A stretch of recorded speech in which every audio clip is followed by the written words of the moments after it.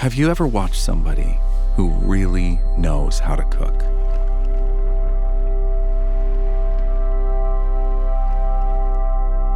What's most impressive to me is how they somehow manage to make something out of what looks like total chaos.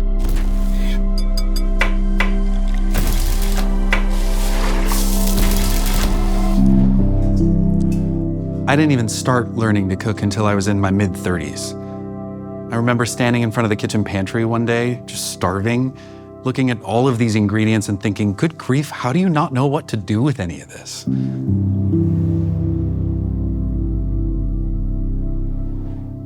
I started buying cookbooks. And I wasn't looking for cooking suggestions. I wanted it to be foolproof. I was looking for a guarantee.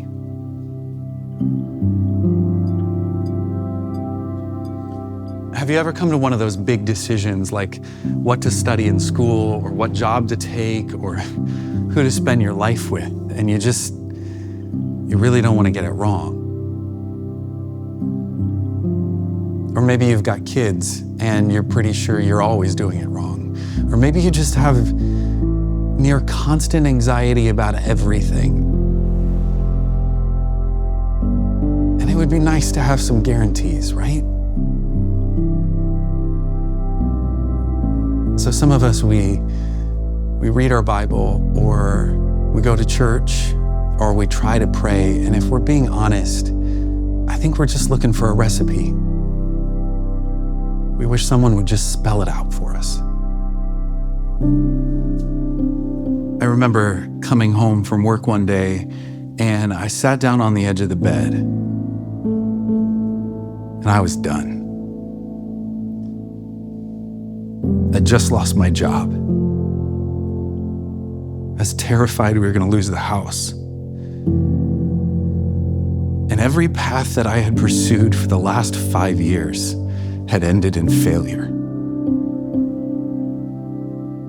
And this whole dream that I'd had for what my life was going to look like was dust.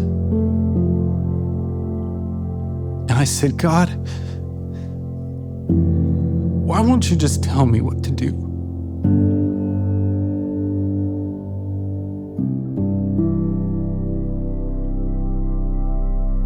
One of the best chefs in the world says that a recipe has no soul. You, as the cook, must bring soul to the recipe. What if God resists giving us a recipe because he already gave us a soul? What if we had a little faith in our stored up experiences, our intuition, and that tiny whisper of the Spirit of God inside of us?